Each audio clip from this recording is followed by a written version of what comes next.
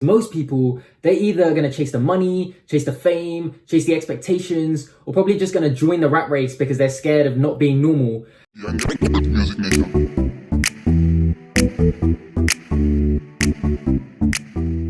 What's happening, guys? Welcome back to my channel. This is Cash Talks, the place where you guys get to become the best version of yourself. So in this video, we're going to be going through that one very specific statement that probably everyone in their life has gone through at some point, and that is, I don't know what to do with my life.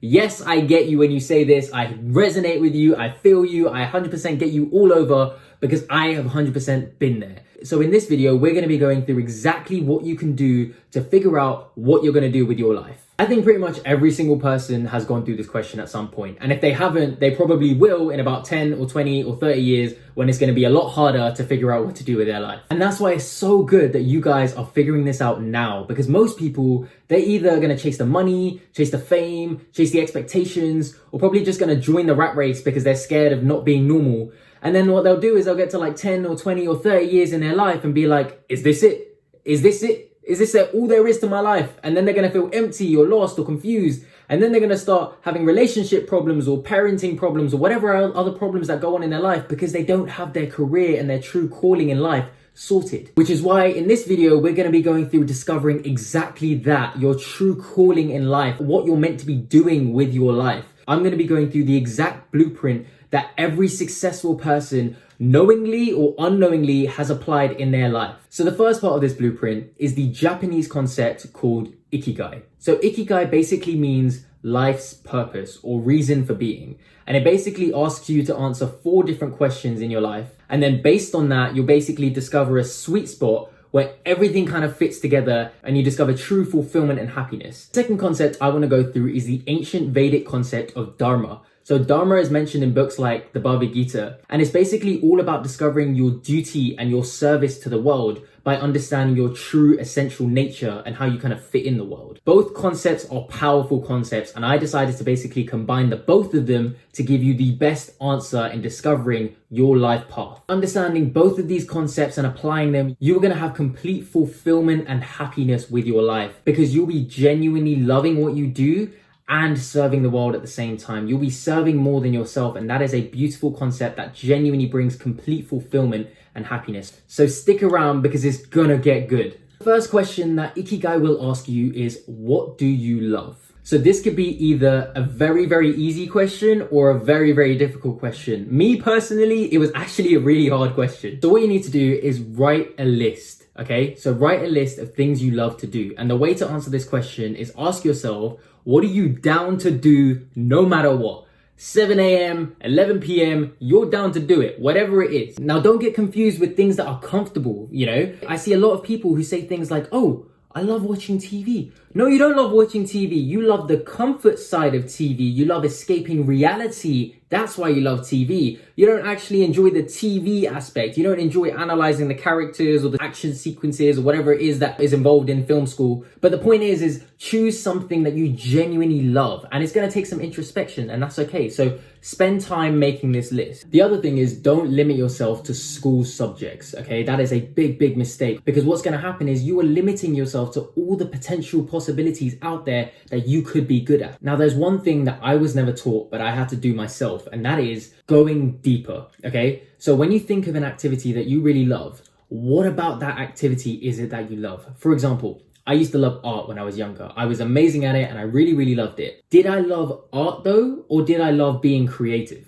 That was the question. See, I actually discovered along the way that I just loved the creative side of it. I loved the fact that I was open to express myself. It wasn't necessarily art that I loved. Or for example, business. I love business. What about business is it that I love? The truth is, I love the growth aspect. I love the marketing side, the finding out new ways of growing a company. That's what I love. Not necessarily like the finance side or like the nitty gritty side. I don't enjoy any of that. So go deeper, ask yourself, what about this thing is it that you love? Like football, for example. What about football is it that you love, you know? Is it the fact that you get to watch it with your friends? Okay, fine. What about watching it with your friends is it that you enjoy? Is it the fact that you like being sociable with your friends? In which case, you like the social side, not necessarily watching football. My point is, go deeper. This entire YouTube channel is built on understanding that we need to go deeper if we want to start flying high.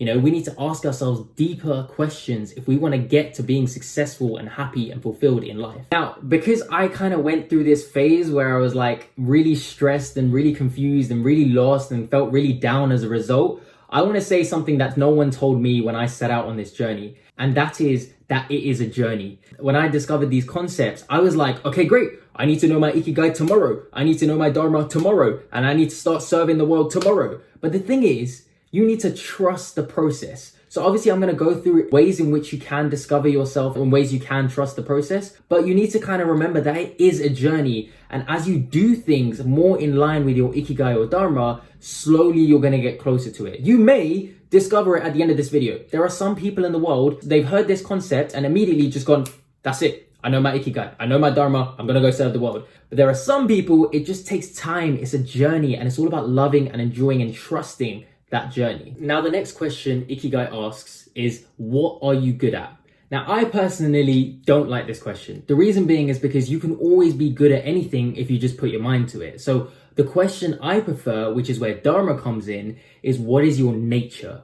That's the question I prefer, because if something's in your nature, even if you're not good at it, you'll easily become good at it. So again, you're going to write another list where you ask yourself, what is in your nature? I'm going to be going through multiple different ways of discovering your nature, because when you discover your nature, you can truly start flying in life. Now, the first question to ask yourself is, what comes naturally to you as a person? What is it that's just so natural? You don't need to work for it. You don't need to put a lot of effort into it. It's just quite natural for you. You know, people sometimes spot you and say, oh, you're a natural at it. That's something that's in your nature. You know, it could be a sport, it could be a skill, it could be a subject, whatever it is. For example, I know that when I go on stage, it's quite natural for me to start speaking. Teaching, speaking, that's something that's in my nature. Now, you're going to have to analyze your entire life to basically discover this answer, because generally, it's something that you've been doing from a really young age. Because generally, natures don't change. So it's something that you've been doing throughout your life. I'll give you an example. There was a guy in my school. His name is Akshay Ruparellia. Yes, I know he has a very similar name to me. Akshay Ruparellia, he went to my school. And in year 7, this guy was selling sweets. Okay, at the age of 10 or 11, he was selling sweets and making money. He was buying wholesale. I don't know where from, but the point is he was buying wholesale, selling it in school and making money. Why? Because it was natural to him. Business just came naturally to him and he was following his nature. And now he owns a multi-million-dollar company because he followed his nature. Again, my business mentor, I don't think I should mention his name, but my business mentor, at the age of 14, he ran a tutoring company, now runs a marketing agency. My point is he followed his nature and he's super successful with it because he followed his nature. And you look at other successful people in the world, Mark Zuckerberg, Bill Gates, they've been coding from a really, really young age. David Beckham been kicking a ball from like the age of like 2 or 3, I last heard, or something like that. But the point is, really, really young age. Again, don't look at what you're good at, just look at what's natural to you. Because sometimes you can have something that's natural to you, but you're not that good at it. But you'll find that when something's in your nature, you can get good at it really quickly compared to someone who doesn't have that skill in their nature. I, for example, when I first went on stage and started speaking, I cried. I was literally crying, bawling out tears. I was the joke of my year, but it was still in my nature. I just needed to get better at it. And I knew that it was in my nature because of the second point, which I'm going to come to just now. So the second point is understanding your gut. Usually your gut is going to tell you, if you remove the judgments, you remove what you can be paid for, you remove the expectations, you remove anything else, you'll kind of understand what your gut is telling you is in your nature. And now the third way of figuring out your nature is understanding what uplifts you. Okay, so some things in your life, you're going to feel really, really good just after doing it. You're going to feel like, oh, that was amazing. I want to do it again. If you feel that way, that's an indication that that could be in your nature. A lot of athletes find that they're more pumped after the game than before because they've just done something that's in their nature. Me, for example, after I come off stage, I am pumped. I love it. I love the presence. I love being on stage. I love speaking. I'm more pumped after speaking than I go on with. Now, the fourth way of figuring out your nature is understanding, where do you feel drained in life? So look at your life, introspect, analyze. Where is it in your life that you've been given a task or you've done a task and you felt like, I absolutely hated this? Like, I just didn't want to do it. And it's almost like the world is crumbling around you when you do it. For example, Excel spreadsheets, okay? There are some people who just genuinely just hate Excel spreadsheets. They feel drained after even completing the simplest of tasks. But there are some people who feel absolutely uplifted and excited after doing the most difficult tasks on an Excel spreadsheet. If you know that that thing drains you, that can give you an understanding that that aspect of your life shows you that that doesn't align with your Dharma or your Ikigai. By understanding where things are draining you, you can understand what not to pursue in life, which will give you more of a direction of what to pursue in life. The fifth way is personality tests. So, okay, if this gets okay, after 500 subscribers, I will release a video of the exact personality test that I used to discover my nature. I used an ancient Vedic personality test and I used 3 or 4 different other ones. Being honest with yourself and truly, oh my God, you need to be so honest with yourself when you do these personality tests. But yeah, by being honest with yourself and doing these personality tests, they'll give you some sort of an insight into your life. I wouldn't take them to heart too much, but they can give you kind of some indication, because they may say something that you just denied all your life about yourself. And then you're like, you know what? I gotta just accept it now that this is the case. And the last and final way of discovering your nature, and actually applies to also discovering what you're good at, is trial and error. Oh my goodness, this is the most effective, but the longest way of discovering your Dharma and Ikigai. Because every time you do something, say you try a side project, a side hustle, some charity work, whatever it is, when you try that thing and you're analyzing and introspecting at the same time, you're going to discover certain things that you don't like, certain things that are in your nature, that are not in your nature, that are uplifting you or draining you. And that's going to give you a better indication as to what aligns more with your Dharma or Ikigai. For example, growing up, I started a charity dance school. I discovered I loved the marketing side, hated the business side.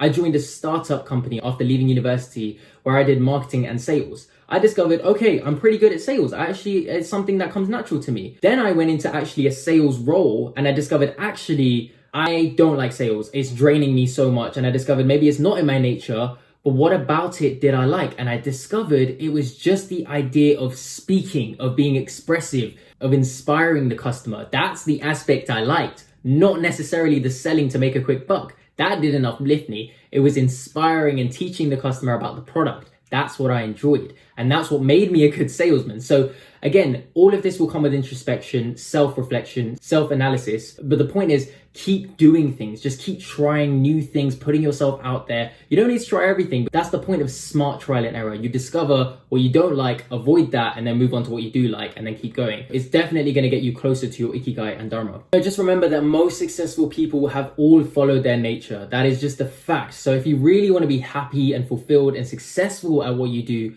follow your nature. It's going to be so much easier. It's going to be so much more fulfilling when you actually follow your nature and what you actually enjoy. So Ikigai asks these 2 questions. And then you think, after discovering what you love and what's in your nature, technically you're in a good place. Not quite. See, who's going to pay the bills? That's the real question. How are you going to earn an income at the same time as doing what you love and what's in your nature? So go through your now combined list of what you love and what's in your nature, and tick off all the things that you think you can be paid for. And if you don't know what you can be paid for, go through your list, look at successful people in that industry or in that niche, and then see what they're being paid for. Now, some of you may ask the question, oh, I've gone through my list and there's nothing that I can be paid for. Don't worry about that, because now it's about getting creative. Now you need to ask yourself, how can I potentially make money doing this? For example, there are people who really love eating vegan food, and they've now started Instagram pages where now they're getting paid to be eating vegan food. It's just a super creative way and super innovative way of discovering how to make money. And now it's about you finding a way to figure out how to make money. Yes, you can look at successful people in your industry, but if there's no successful people, maybe you can be that person. And now the final way of understanding what it is that you can be paid for is just finding a job, to be honest. Finding a job that's similar to what you want to do. It's okay to have a job. And I think so many people, when they start this path of Ikigai and finding your Dharma, they think, oh, I shouldn't have a job. I should just kind of focus all in on what I love and what is in my nature. And, you know, there's a lot of motivational speakers who'll say that. But it's okay to have a job, especially if it's in your area and in your niche. You're going to discover loads more things about yourself in the process. And it may be that your Ikigai will come together by you having a job. It may be that you do what you love, and that something's in your nature on the side, and you have a job throughout the day, and that's just what gives you a fulfilled life, and that's okay. Even after all of this is figured out, you know, you're earning money, you're doing what you love, you're doing something in your nature, you think you have the perfect